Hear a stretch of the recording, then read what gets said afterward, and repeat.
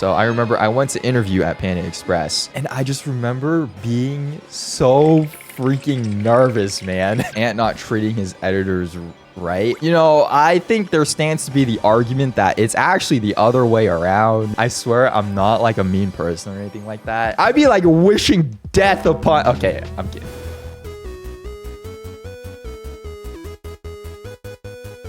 Are you betting? What do you mean, are you betting? On the game? I don't do sports gambling. My preferred method of losing money is with gacha games. So to answer your question, no. I only know LeBron James and Kobe. That's a good start. Who's the one that died? That's crazy, bro. To answer your question, though, Kobe Bryant passed away in 2020 in a helicopter crash. I remember the day, too. I feel like that's one of those things that when you hear the news, like, you'll remember where you were. I was in the middle of my shift at Panda Express. I think it was a Saturday or a Sunday. I was taking out the trash to the dumpster out back. And of course, you know, when you take out the trash, you gotta use your phone for a little bit, you know what I mean? So I like opened Instagram, and the first thing that popped up was Kobe Bryant has passed away in a helicopter crash. And I remember I was like, this cannot be real. And like, I went in and like, I told my manager like, yo, this is crazy. And he was like, damn, is this real? Anyways, can you restock the orange chicken? So for the rest of my Panda Express shift, that was the big news. Orange chicken is mid. I agree. Like basically the chef or the person like in charge of cooking it will just like make the orange chicken, and then they'll give it to you like in a big batch. And as like the person like at the counter, you're gonna have to take it and you have to like put it in like under the warming lights, like in the glass display. And like the smell of freshly cooked orange chicken is actually like so nauseating. It burns your nostrils. It almost smells like chemicals. I mean, I think orange chicken is fine or it's like whatever, but after smelling that, bro, I cannot eat that anymore. That is...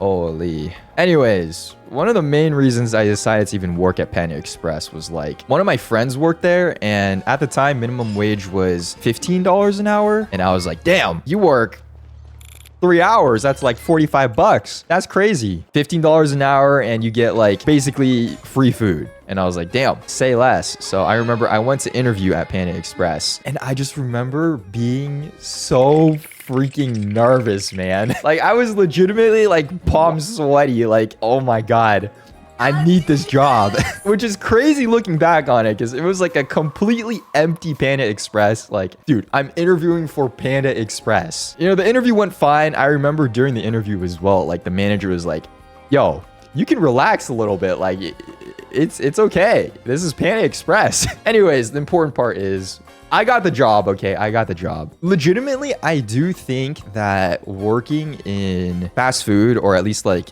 the service industry, is kind of a good thing to have as your first job, because the way that people treat others who are working in the service industry is kind of crazy. Now, I'm not saying it's a good thing to, you know, put yourself in that position to be treated like that, but it is good to be able to be, you know, in that position and understand the person who's, you know, maybe working behind the counter at Panda Express isn't there because, you know, it's their lifelong dream to have you, I don't know, take out all your anger of your frustrating day on them while they're serving your food, right? They're there to make means. They're there because, you know, it's their job. And I feel like this kind of does carry over to, you know, other aspects of life. Treat others like how you would wish to be treated. The thing I hated most, and I feel like anyone who works with food or like at a fast food like area can relate, like the favorite game to play when you're like working, especially the closing shift, is how closed can you get without actually being closed. So I would work the closing shift because obviously I would clock in for my shift after school and after track practice. So my shift was like 6 p.m. to like 10:30-ish, and you would close at 10 basically. But at like 9, things like, you know, kind of start to die down. So that's when you're like, okay, you know, we don't have that many customers. Start like cleaning the bathroom, start putting up some chairs, start like prepping for the closing. Without fail, I swear, every day, it's like these people are like planning this. 9:59. We close at 10, by the way. People would walk in, and I basically have like everything put away. And they'd be like, oh, orange chicken. I love orange chicken. But you guys like don't have any. Can you guys like cook a new batch? And the thing is, the policy at Panda Express is if the customer asks for like a fresh batch, you have to make a fresh batch for them. I'm not gonna lie, we weren't the greatest Panda Express ever. I think actually on Google, our Panda Express was rated like 2 stars. So we wouldn't always do that. But if the manager was there, he'd be like, okay, you know, guys, this is policy. Like, we have to do this. So it'd be like 9:59. We just have to take everything back out and like cook a fresh. Okay, well, I say I really just mean like the cook, because I didn't do like the cooking position. I just did like the serving stuff, but the cook would have to like take everything back out because the cook always packed up early, and then more people will just come in and you can't turn them away either. So sometimes it end up going until like 10:20, 10:30 at latest before you're like allowed to clean up. And like, I'm a senior in high school. Like I got schoolwork to do. I got class in the morning and the next day. So like whenever these people came in, like I swear I'm not like a mean person or anything like that. I'd be like wishing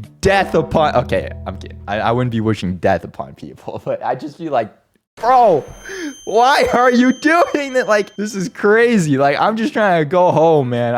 Why are you making me stay extra late? Like 15 minutes is fine. 10 minutes is fine, but please don't walk in 30 seconds before closing. And you know what the worst part is, too? The worst part is you're like counting down the seconds, and then a customer runs in and they're like, whoo, 9:59 and 45 seconds, just made it. And I'm just like, bro, I can't say what I would say on stream because I'd get demonetized, but you get the point, bro. You get the point. I am glad I now sit at my computer to get digitally harassed by 500 viewers every single day as my full-time job. I never get that mentality where I live that there's a set time you can still order food, and if you come past that, they'll just say the kitchen's closed and you can't order anymore. I mean, I think the policy changes depending on like the place that you go to. I think more specifically in my experience, you know, Panda Express, like the thought process is like, oh, we're gonna be like so good and we're gonna be like so thoughtful of the customer. So like whenever you come in, like whatever you say, customer is always right. I remember because like sometimes like the higher ups at Panda Express, the regional managers, they would like come to the store and like make sure you're doing everything properly. There was this one time where I was like at track practice. It was running a little late, and obviously by the time I finished, there's like traffic and whatnot. So my shift starts at like 6. I got there at like 6:05, and the regional manager was at the store that one day, like coincidentally. And I showed up and they were like, do you know what time it is? And I was like, 6:05. And they're like, you can't be doing this. Your shift starts at 6.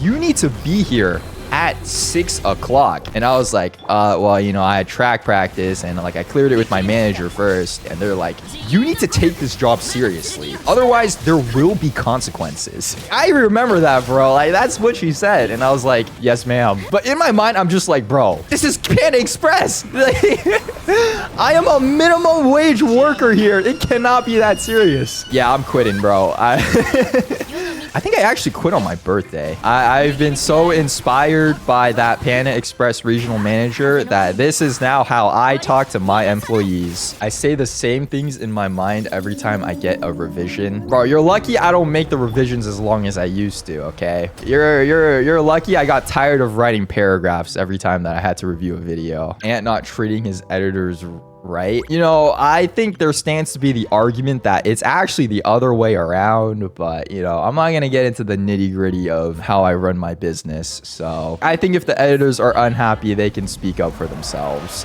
Nah, talk about it. Talk about it. You want me to talk about it? Well, I don't think it's necessarily professional to be leaking information. Perhaps like it may or may not have taken an editor whose name starts with L 4 months to edit an Abyss video, and I still paid him full price for it. He's the one that took 2 months to look at it and post it. All right, you know, I'm gonna let you on a little secret. Different videos do have different, you know, priority of timelines. So if something is like very is like under a time crunch, that'll take first priority and it'll like bump the queue down. But there's another aspect to it, okay? The other aspect is if I open a video and I watch like the first minute and it's good, I'll like skip around to the end.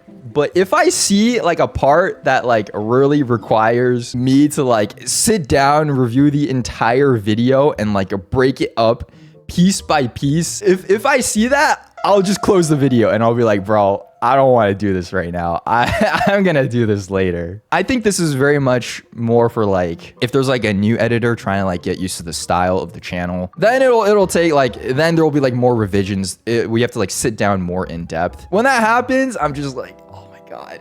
You know what the feeling is? It's the same feeling that I get when I was like in college and I had to like sit down to write like a 10-page paper. And I would just be like, oh my God, bro, mentally, I cannot handle this right now.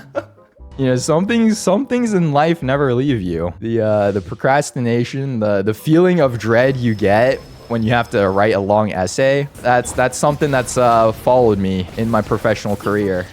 You know, I didn't think we'd be here, but oh, what the hell?